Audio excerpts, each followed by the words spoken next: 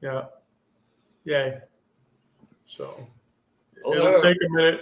It'll take a minute for Substack to catch up, but we'll we'll get there.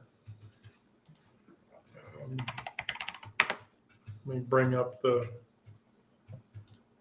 chat. Um, by the way, everybody loved the couch outfit that I posted of Erica Kirk, her couch suit. Oh yeah. That was something. And so I posted it, and that immediately um, got a lot of it. That got a lot of attention. That got a lot of attention. Okay, here we go. So we have the live up, and we already have 9 people too. Yay! Okay, cool. All right, so closets. We're going to talk about closet behavior today, and code switching and so forth. So the introductory to this is that um, there are behaviors that we as people in the queer spectrum go through when before the egg cracks. When you're a trans person, the egg cracking is realizing that you're trans, versus someone who's gay or bi or pan or whatever, and that's just the realization that you're gay. There are behaviors that you engage in that are iterative of your closeted self versus your out self. And what happens is when you come out of the closet, there are still closet behaviors that you may do that you aren't even conscious of, depending on how long you've been doing them. For someone that spent a long period of time in the closet, you're more likely to engage in code switching and masking and hypervigilance and minimization reflexes to deal with presenting yourself in the way that you present versus living as your authentic self, and it happens to all of us. So I mean, I'm immediately going to go right into it. So the phantom distance is the first subject, and we're going to go around the table. And so here's how that works out. After coming out, many queer people automatically create physical space between themselves and their attractions. Be that, in Brandon's case, Brandon being attracted to a guy. In Sarah's case, being attracted to another woman. In Onyx and I's case, being attracted to a person who wants to have a relationship with a trans person. Thank you. You're in a grocery store with someone that you love and care about, and your hand drops away from theirs. That's the physical space directive. The way you angle your body. I do this all the time. The way you angle your body in a restaurant. My immediate inclination when I go into a restaurant is Aubrey and I sit across from each other eye to eye. And very oftentimes I will cross my legs and slightly turn. It's just, that's a trained response for me. Because when you're in the closet, it teaches you that, teaches you and your body that visibility could be dangerous. And your nervous system hasn't forgotten that lesson.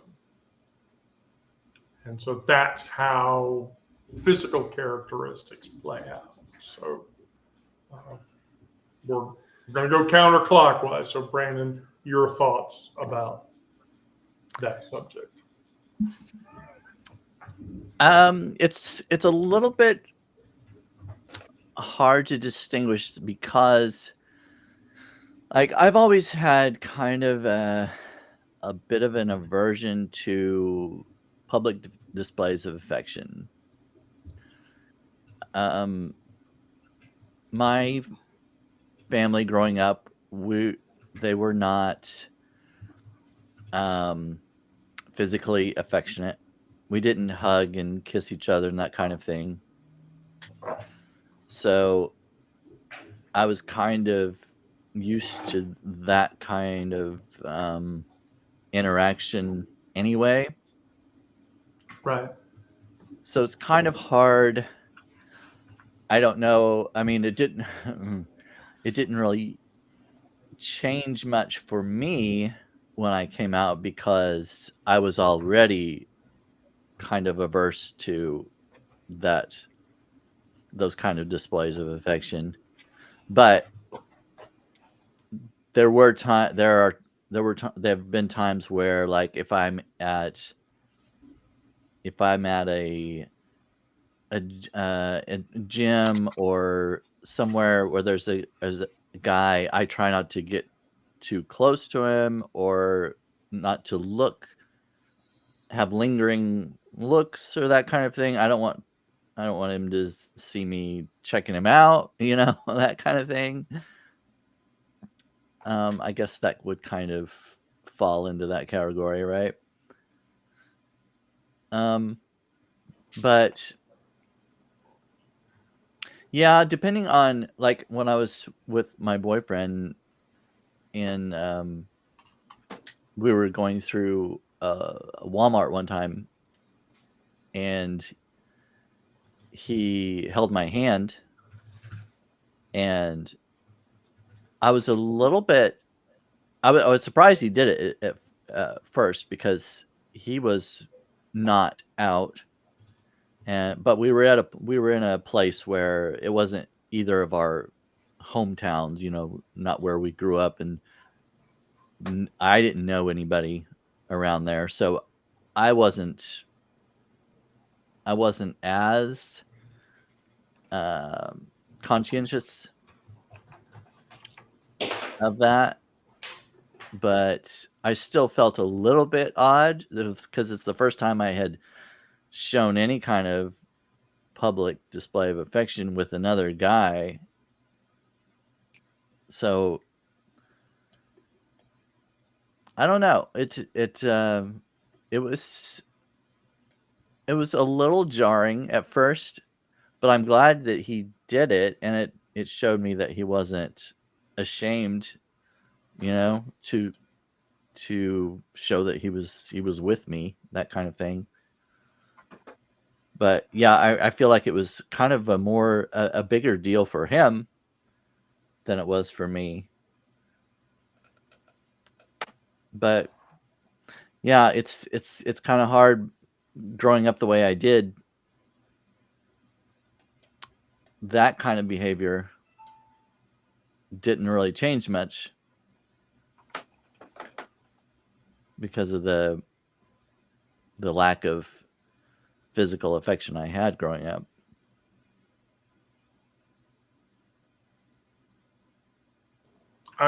That tracks. All right. It's Sarah's turn now. I wish I had a baton I could, like, reach over and I don't know. Well, here's the thing, Sarah.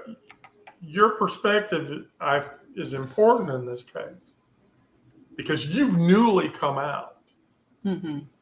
So, the likelihood of those behaviors becomes, in certain cases, more likely than the rest of us that have been out of the egg for a period of time. But I mean, the question remains. I mean, do you see things that you do that are a physical representation of, yeah. I can tell you the first time that I noticed that my voice was changing around certain people. Okay. I don't think I had come out to Joe yet, but we were struggling. And I noticed my voice go up, like it softened but got quieter, and it drove me crazy when I noticed it. Like it made me angry. And at this point, I kind of just try to minimize any shifts in it overall, because I don't know, just doing that really kind of set me off, realizing that I was doing it.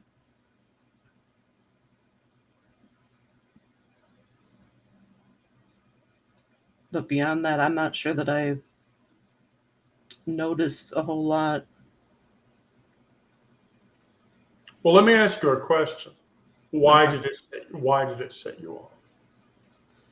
It was part of the realization that I was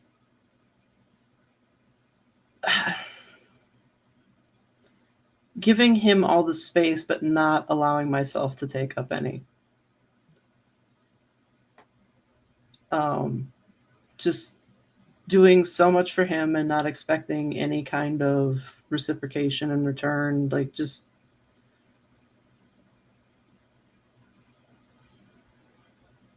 I don't know that I have any better way to explain it than that. Like, I've realized that I've had to, like, emotionally regulate for him, but that was a realization that came later.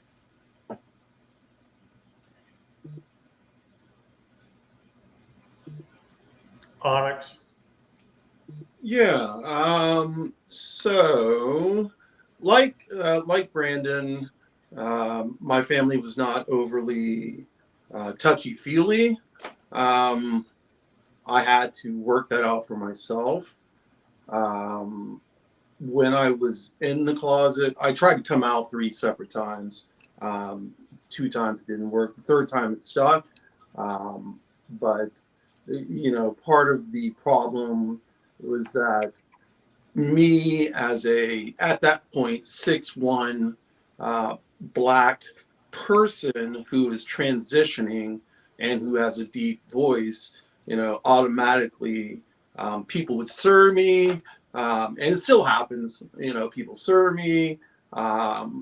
It's the amount of, like, having to ignore people that I do, so that I don't feel hurt by their stares, by their open mouth stares. I feel that, yeah. I feel that I've had to do a lot of what we would call masking, a lot of coming in and out of the closet, learning to be able to express myself freely. And one of the other things is that I was married when I came out.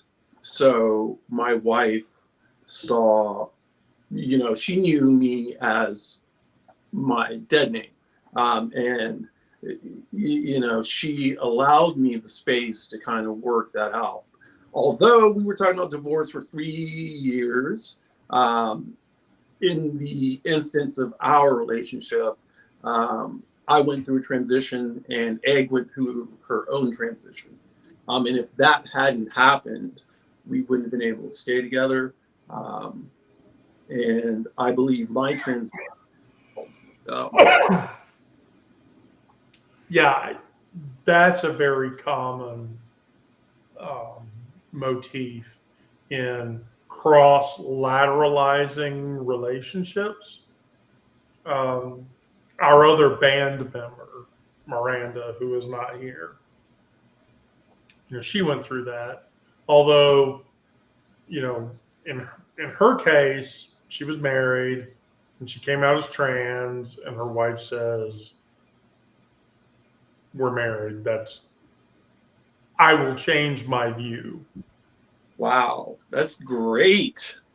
I will change my view to accommodate this change. But in another case, I have a very dear friend, Robin, who Robin came out as trans, and then her spouse, who was a person named Knox, a month after Robin came out as a trans woman, Knox came out as a trans guy in an Nice. attempt, in an attempt to, because they wanted to stay together.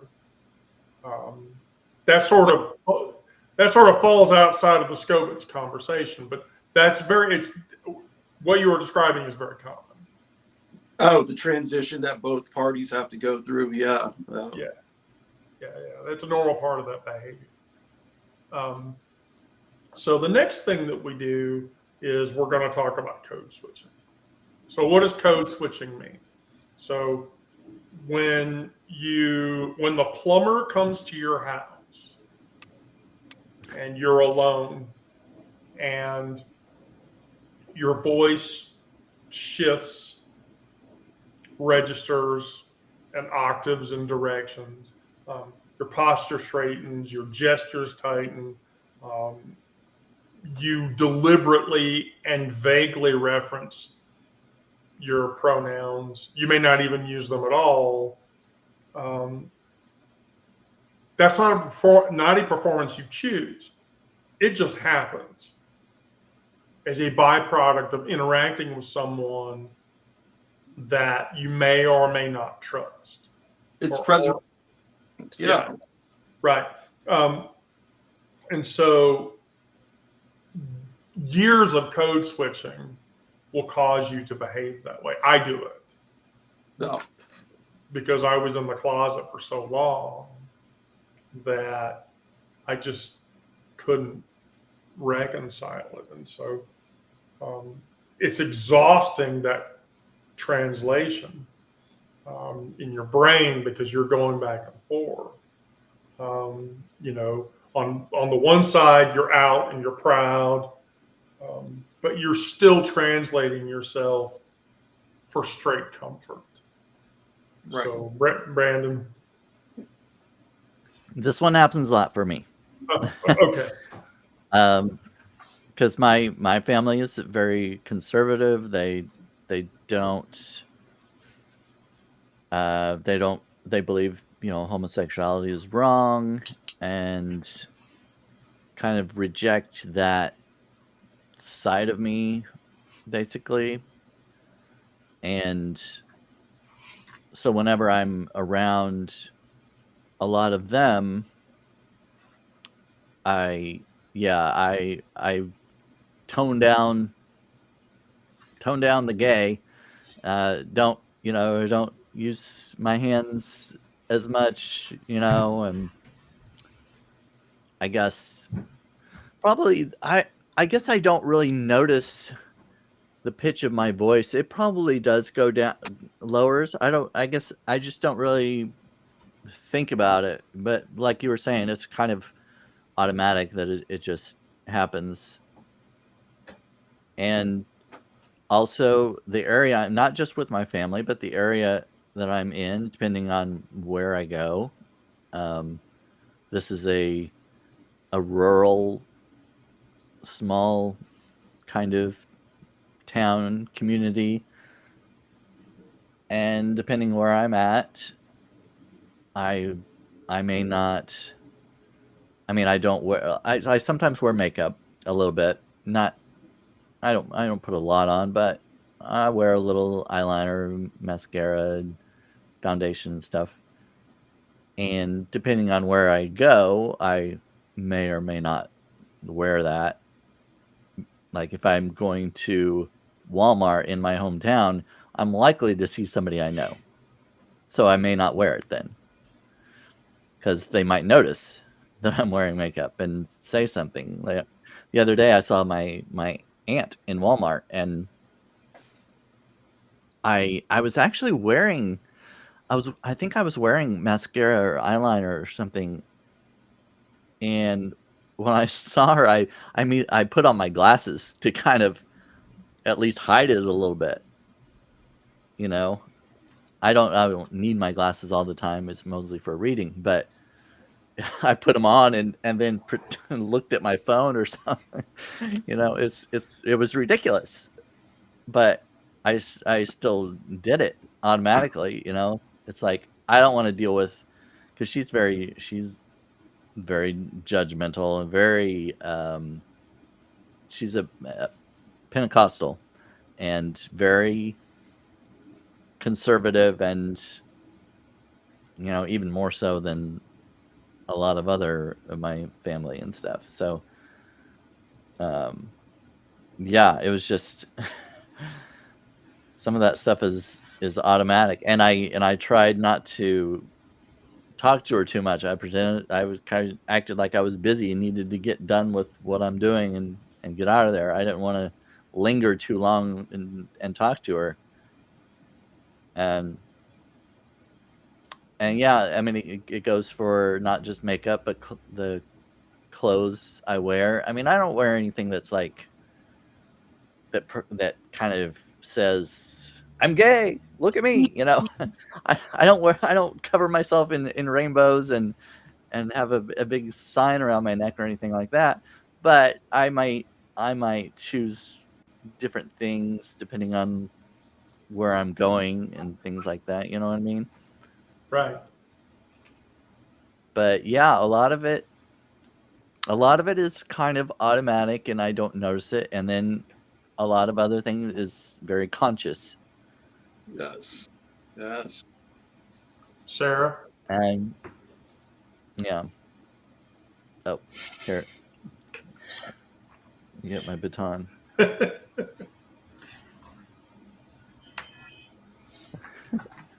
Um, I don't know. I guess I'm waiting for you to tell me no, you don't do this, so that I can say bullshit. Because I know better, and that's going to cause me to tell a story about you. so. I want to say that like the biggest difference in my approach is the fact that the only thing that I consciously can think of that was a threat to me accepting myself was my father. And with him dying, I yeah, I after that it's just been like, all right, I'm coming out to people over and over again, like I was warned. Um, but I'm not nervous about whether it's going to be accepted or not. It's like, all right, well, either you're going to accept it or you're not. Like the people in my house are accepting enough. I'm not under any kind of threat. So let me Um, just stop you right there. So for what you are describing, the focal point for that was your paternal relationship. yeah, Why? because he tried to shame me out of everything that he didn't like about me.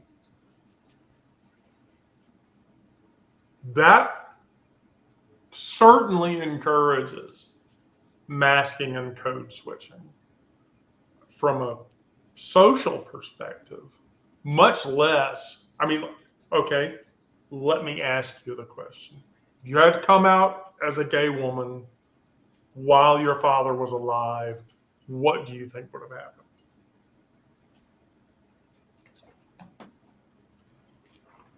Considering all the slurs that he called me when I was a teenager, it probably wouldn't have been good. Right. So, did you find yourself masking and code switching for behaviors, even socially, around this person? Oh yeah, I knew that I was behaving as a completely different person at home than I was socially back in middle school. Right. But that was like it was like how I behaved with my friends, whether it be the type of terminology I used or the way that I behaved. It was more in terms of like I was using language that my parents would not have approved of. So that's when I first noticed that kind of thing. Right. Do you ever? I'm curious if you like ever encounter anyone that reminds you of your dad, or like within your family, if there's like an uncle or grandparent or anybody that's like that you might revert to those behaviors because that person reminds you of your dad or anything. So That's I an know That's an excellent question. my dad didn't have any siblings. I came out to his cousin because she's like an aunt to me. She's like the closest thing to an aunt I have on that side. And she was 100% accepting. I knew she would be, though, because her nephew was gay. And so it seemed like a safe place to start with the family. Right. But on my mom's side, I know that like her siblings would not be at all accepting. And honestly, if I ever see them again, I'm probably just going to lean into it real hard to piss them off, so they'll never contact me again. All right. Onyx. Yeah, masking. Masking. What's the other part? Code switching. Yeah. All that's something that I do a lot. In terms of my family, they have not seen the real me. Like they've seen me, but I so heavily mask because I cannot be myself around them. The way I talk, the way I cuss, because I cuss a lot. My dad's a reverend. The rest of my family is very religious. No cussing, no just like lewd behavior. So all the stuff that I'm used to doing, around them I can't do, around my family I can't do. So there's a lot of code switching there. When I'm talking to my dad, my voice gets deeper. One thing I've noticed is that my dad has never called me by my legal first name until his 80th birthday, which was in September. So that's been 12, 13, 14 years now that he has never said my legal name. So, in terms of code switching in front of the family, yeah, they kind of made me do it. I don't know if it's right to say they made me do it. But I don't feel like I would have been accepted if I had shown them who I really was. Now, when I came out, it was even worse. Them being so religious, it's always, what is it? Hate the sin, love the sinner. I think you brought that up. Yeah, that's their whole stance on me coming out. When I'm out in public, though, I'm always wearing a dress for the most part. So when I come across a certain group of people, will determine how I act. Around a bunch of Black people, my voice will lower. I'll talk with some more slang. Around a bunch of like white girls, my voice gets a little bit higher, more lilty. Guys, it's just like a lower voice. So yeah, a lot of code switching, a lot of intersectionality in my life, because Egg is white. And so we've had to navigate those barriers for 20 years now. So we both know a little bit about having to kind of code switch. Yeah. That's excellent because that leads right into the next topic of the narrative, and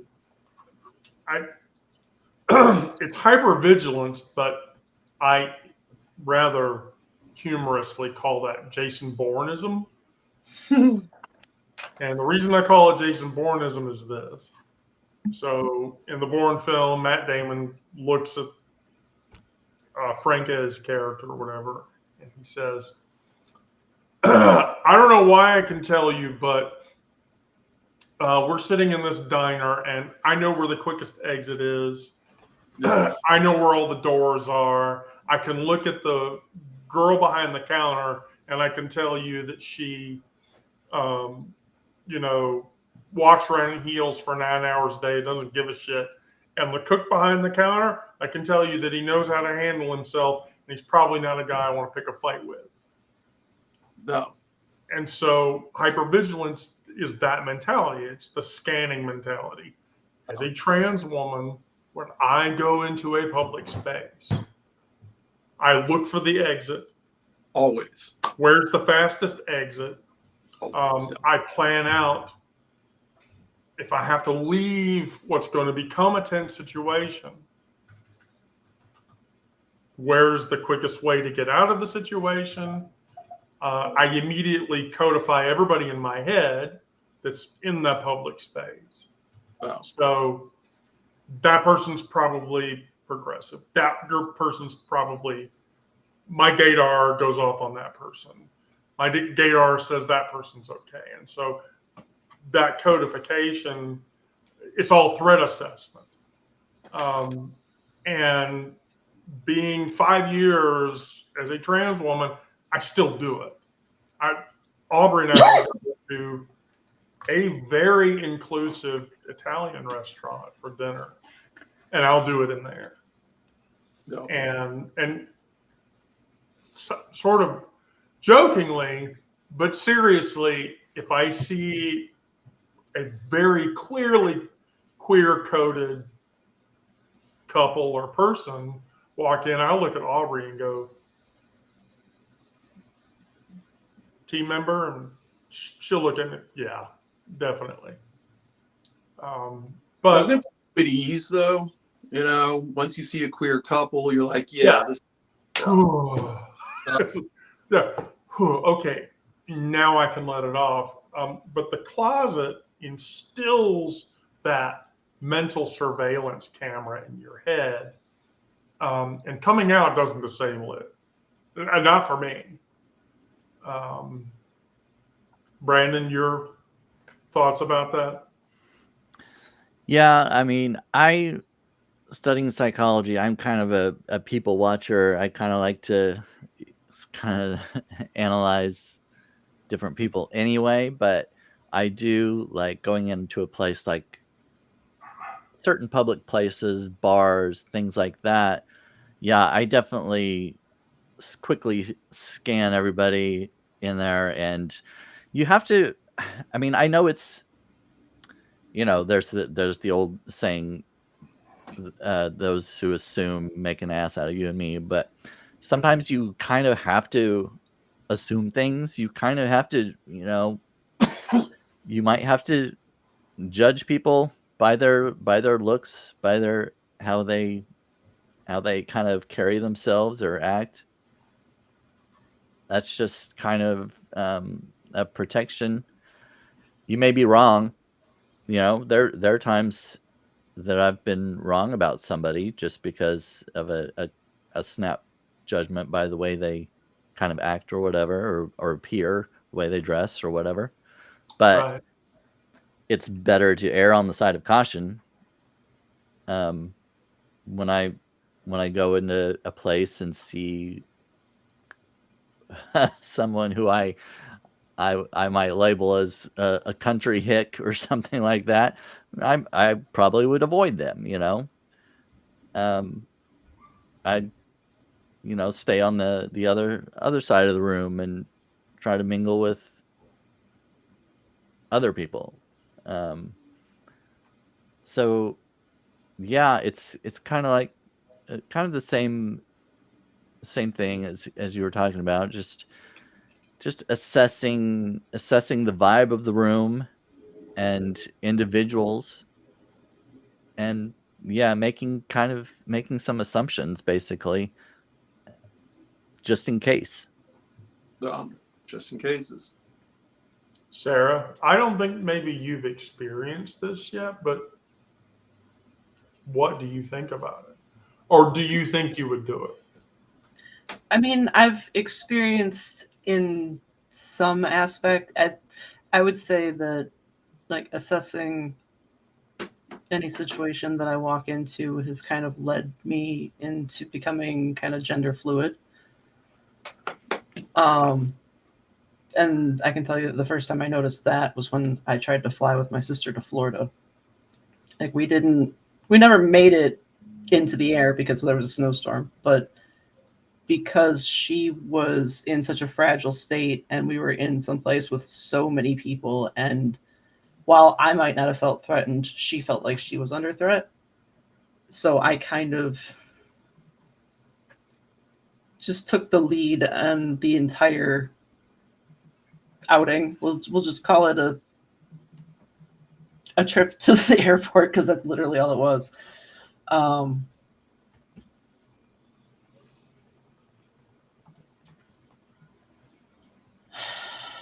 But what do you mean by like what do I think about it? Like I mean, you understand why those of us that do it, why we do it. yeah. And if you were put into that situation, if you were triggered in such a way, the question would then be, would you find yourself doing it? And I think the answer to that question is yes. Probably. I mean, in some ways, deciding who I can safely come out to. That's going to be a level of threat assessment. Like I was in a situation today where I was talking to one of my coworkers about the fact that I was getting divorced, and I had to make a split-second decision as to whether I was going to have that conversation, which I didn't. Well, that's a choice you make. Right. Based on an opinion of the situation. Onyx? Yeah, the one thing I think of is that every time I go to a restaurant, the first thing I do is look for the exits. The second thing I do is when we sit down, I take the seat closest to the windows or the back walls or something like that so I can see what's going on in front of me. I feel like in this day and age with so much transphobia, you can't be too careful. So yeah, I'm always pretty hyper vigilant. Now there comes a point where in the beginning of getting to a new establishment, I'm hyper vigilant, but then Egg takes over and she's scanning everything. And I kind of let my eyes wander and I let my mind wander and I try and get it away from this hypervigilant mode, this fight or flight mode that often comes up. I want to clear that, and Egg allows me to do that. She takes over, so I've got a little backup plan. So the next 2 points in the narrative are related to each other. And Brandon, I think you're going to love to talk about this, but this is something I have a huge fucking problem with. So I'm going to vulnerabilize myself by saying this. So there's a trust concept called validation rejection syndrome. And coupled with straight people trust issues. And so when somebody compliments on your queerness or your transness, how you look, how you're dressed, oftentimes as a closeted person, you would deflect or you would minimize, or you would just flat out tell the person, I'm not gay and I'm not queer. And I don't know why you would think that. But they think it anyway. But after you come out, you minimize or you deflect or you shy away. This happened to me yesterday. I was on the train and I was wearing a green, sleeveless top, and my tattoo was showing. And on a train full of people, this woman who was like in her 60s or whatever said, "Ma'am, I want to tell you, I really love your tattoo." And my knee jerk reaction was to say that it's not necessary to tell me that, or reject that validation. Mhm. And it's out of fear of straight, because the first thought through my head, okay, this woman is in her 60s, her sister sitting next to her, she's very clearly straight. I don't know that I can trust that validation. Right. And so, you know, there's a performative nature about that, but accepting positive recognition of my identity, it feels dangerous, because then when I understood that she probably meant what she said, I literally was looking around the train, who's going to say something Right. when I validate that, and that scares me.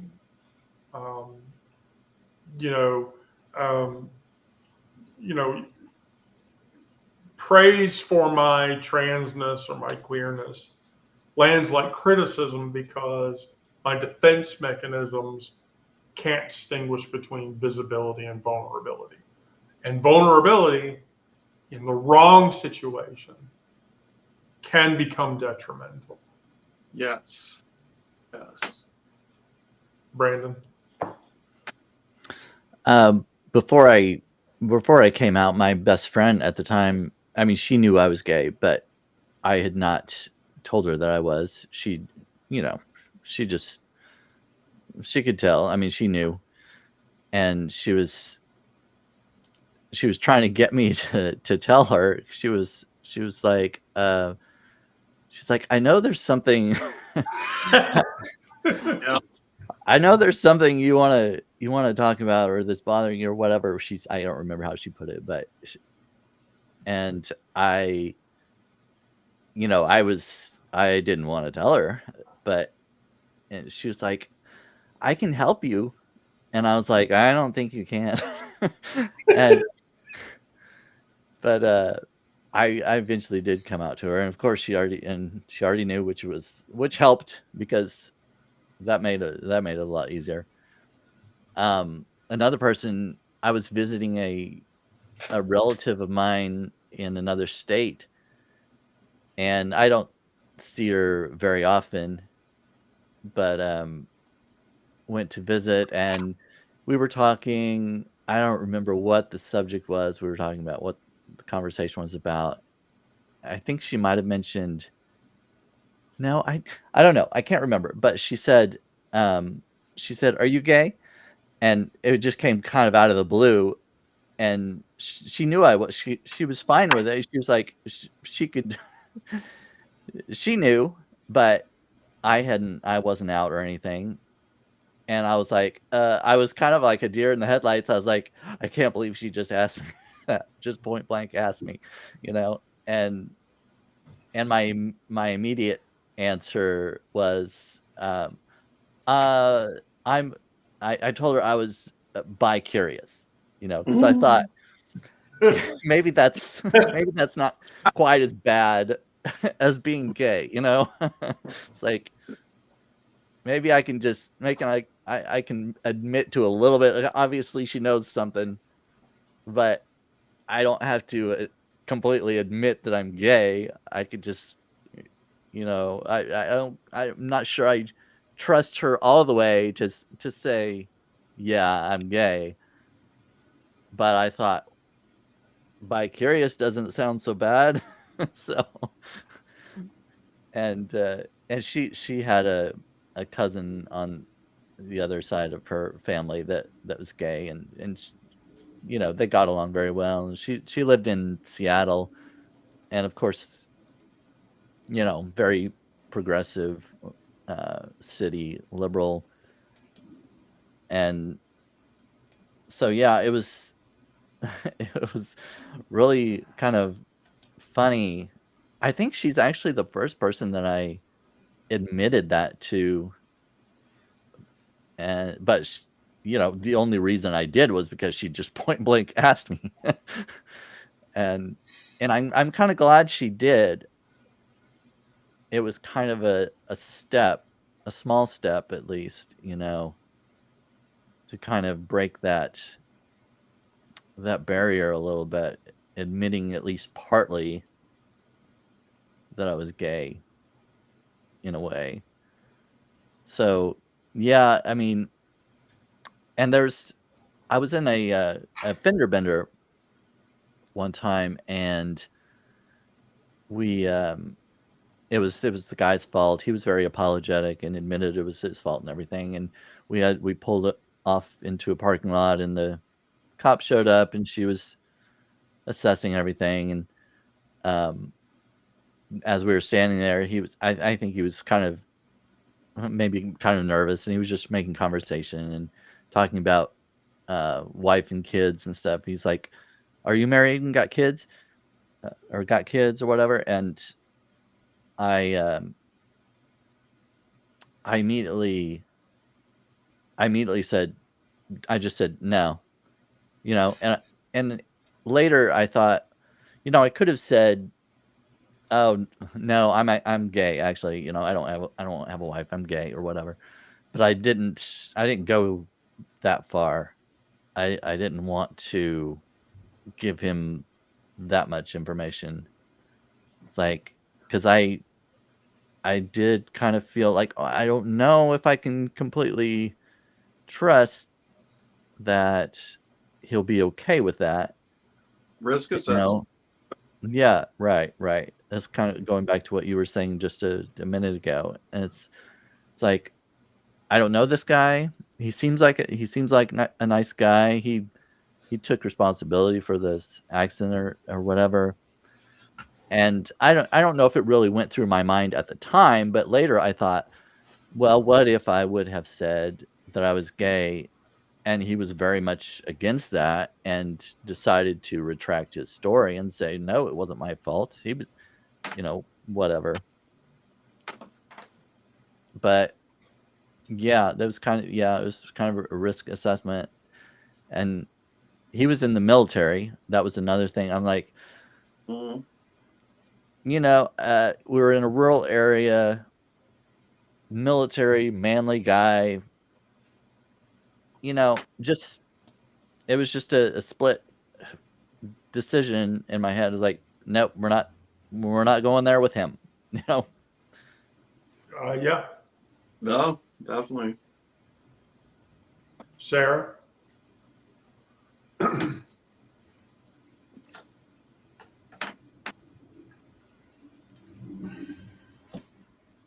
I don't know. It's I keep thinking about how every person that I've come out to,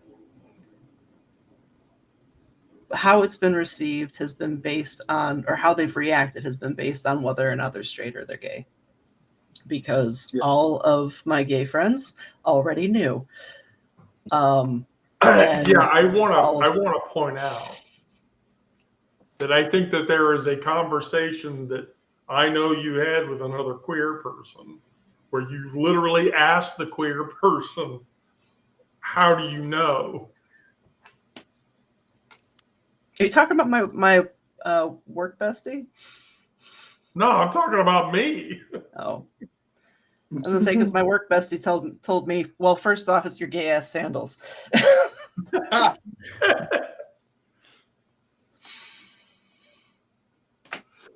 Oh, But yeah, like, so every queer person that I know is all like, yeah, we had an idea, and I mean, even my kid was like, yeah, I kind of thought.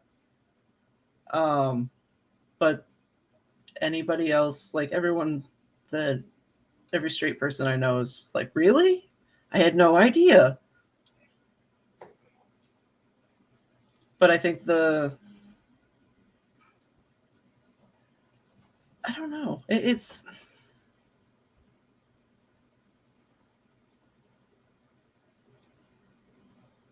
I don't know if it's how I feel about the reaction of like, yeah, we knew.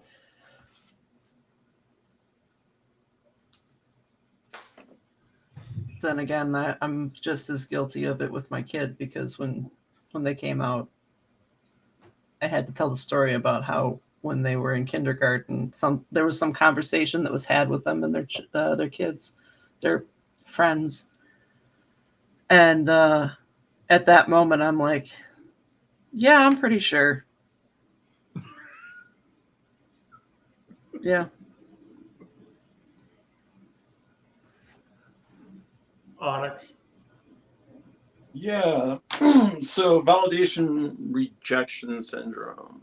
The first thing I want to say is I was outed for the third and final time.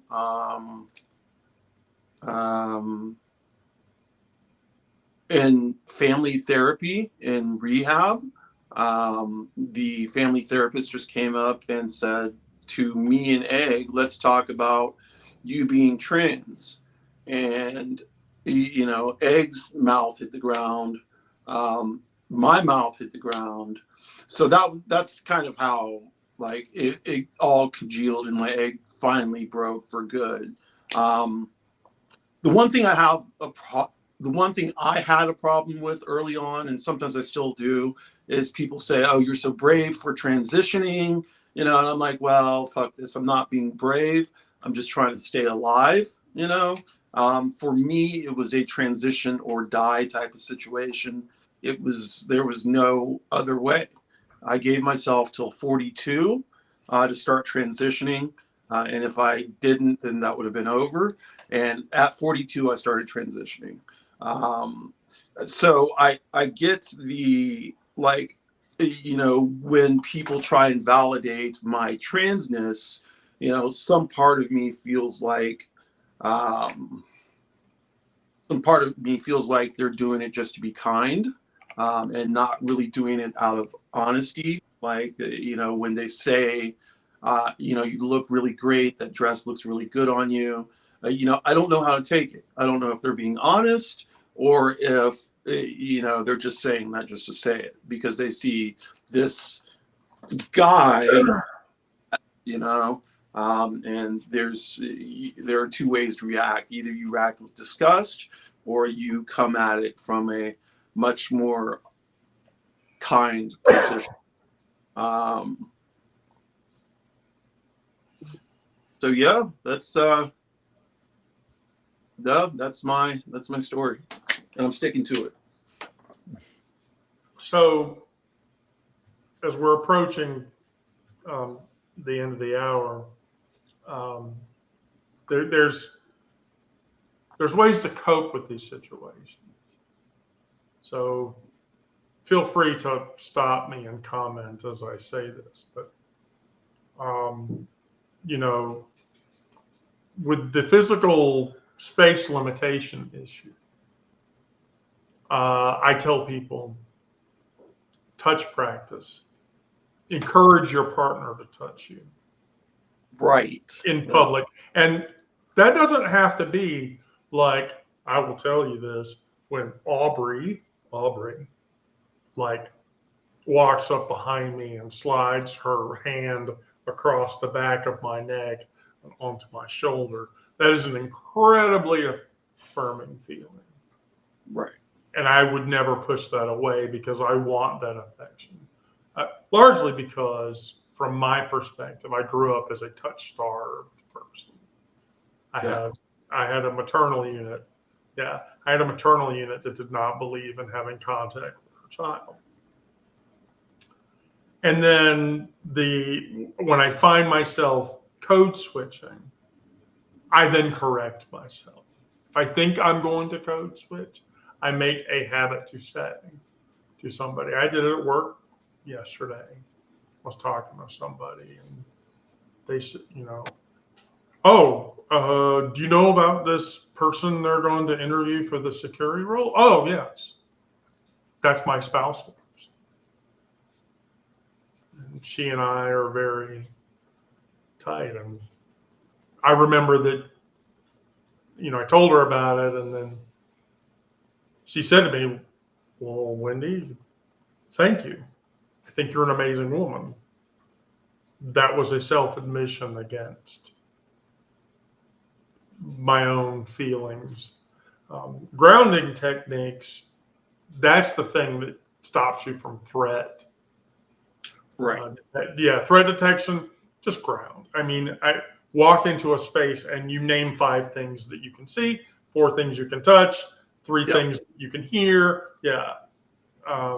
And that pulls you out of that threat hunting, threat analysis role. And when you catch yourself minimizing, deliberately amplify instead. Someone asks about your weekend, don't say, "Oh, I hung out with friends." Don't say that. I went on a date with my partner, my life partner, and it was an amazing experience. Yeah, like I wouldn't ask if I really didn't want to know. I'm not going to just bullshit you, you know? I want to know. No. Right. And then the authenticity calibration. Give yourself permission to exist. Right. Where you live. If you want to be aggressively visible or respectably palatable without judgment, you should give yourself permission to do that. There's no crime in you feeling that way or portraying that way or expressing that way. And there's no queer. So, you know. No. Some days you do it, some days you don't. But neither is more authentic. The goal is choice. You're Right. not performing for people. The goal is the choice that you make to be yourself in whatever capacity. And then the last thing that I want to iterate, and I didn't really go into this, is the body keeps score. There's a book out there called The Body Remembers, because it does. Every abuse, every mental abuse, every physical abuse, every whatever kind of abuse or negative situation, the body remembers.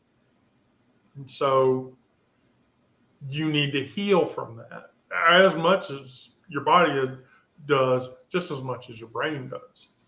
And so somatics are how you do that. Progressive muscle relaxation, tensing and releasing, lay down, tense your toes, tense your hands, and then go up your body to, but those are all things that are designed to help you deal with coming out and not behaving in a way that you did before you came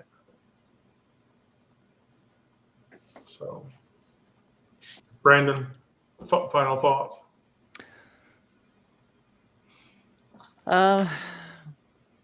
Yeah, some of it is, I think, just takes some time to live with yourself before you kind of can show other people. Kind of, I mean, obviously accepting yourself fully. I think kind of some of it's kind of fake it till you make it, There we go. Yeah. you know. Practice being yourself around people you know that you're safe around. Right. And the more you do that, the more you can expand that circle. You know what I mean? Right. Sarah?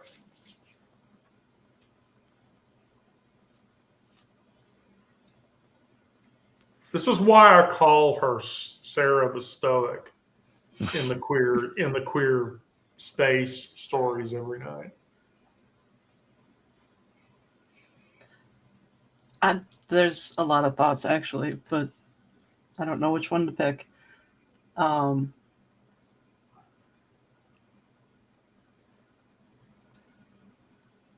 I am gonna go check out that book. I can tell you that.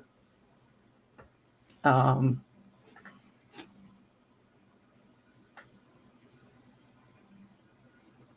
I can send you my copy if you want. uh, Me and Kate like to go to the bookstore, so it'll give us an excuse. Should never be an excuse to go to the bookstore. Right. Never. Onyx? Code switching. I think to a certain extent, everybody does this. That's one thing I was thinking earlier, and I forgot to mention. But yeah, I think everybody does in different situations, whether they're in the queer community or not. Right. Right. Code switching is a protective behavior. It is. It is. And I think, like Brandon said, is once you start accepting yourself and then accepting yourself within the parameters of your friend group, and then that expands to being more comfortable out in public, so that by the time you've been out for a while, you feel more comfortable. You don't have necessarily the same fight or flight that you had in the beginning. That doesn't mean to say it's gone away, because it just depends on the place you're in. I could be in bumfuck Georgia, and I would not feel safe. It just depends on where you are, on how you code switch, how you feel about people validating your identity or your beliefs. I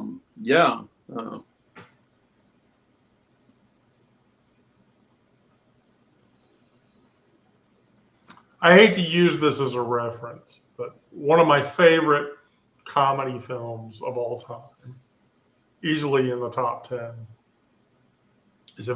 has a number of iterative exemplifications of this, and it's not even in a queer space.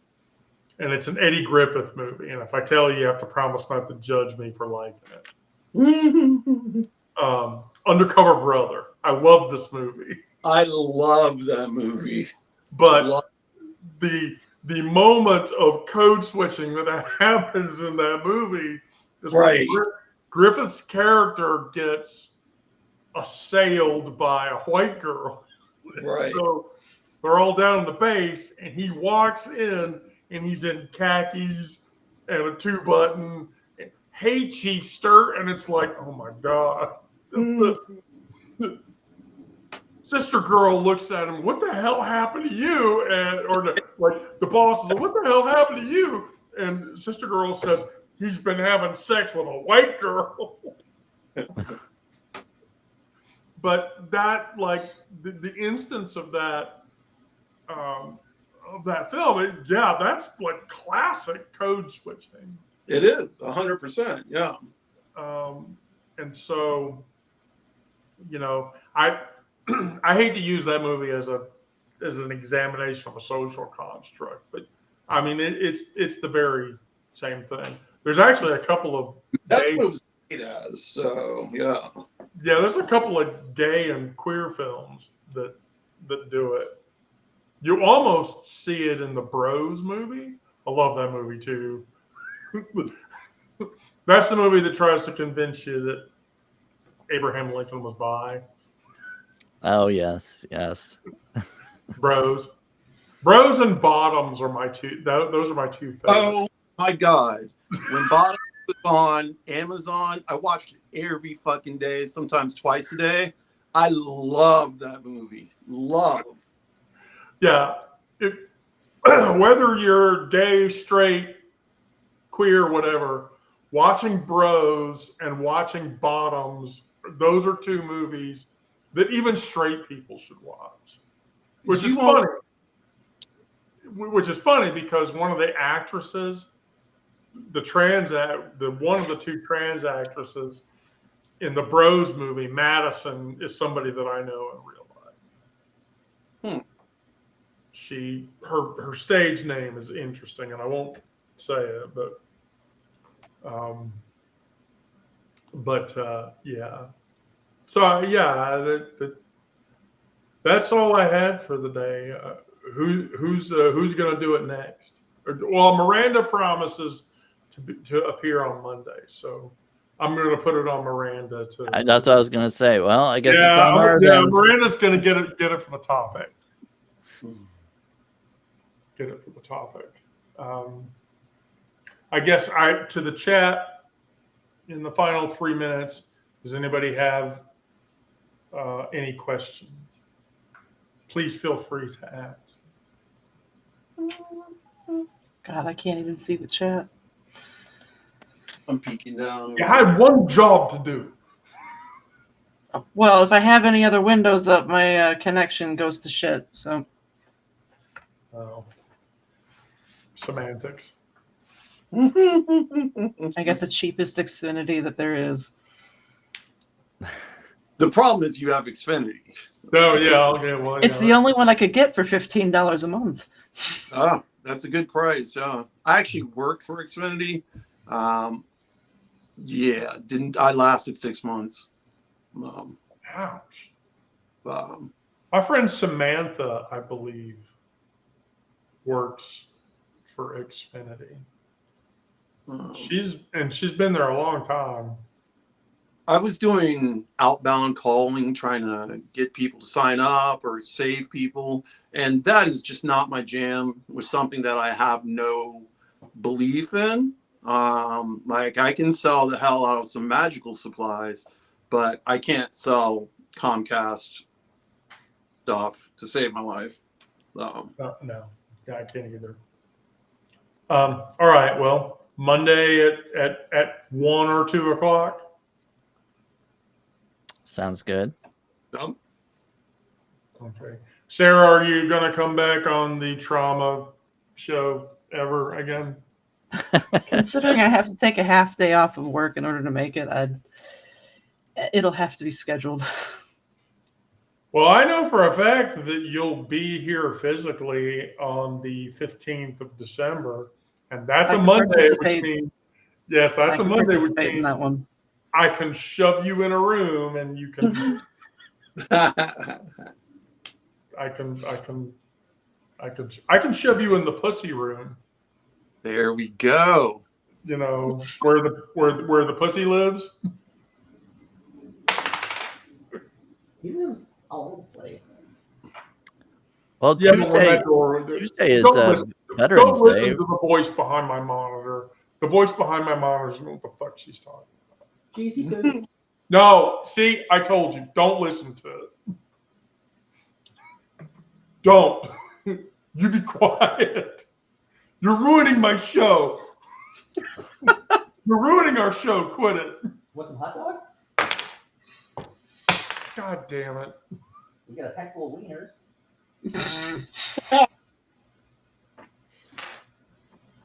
You got buns?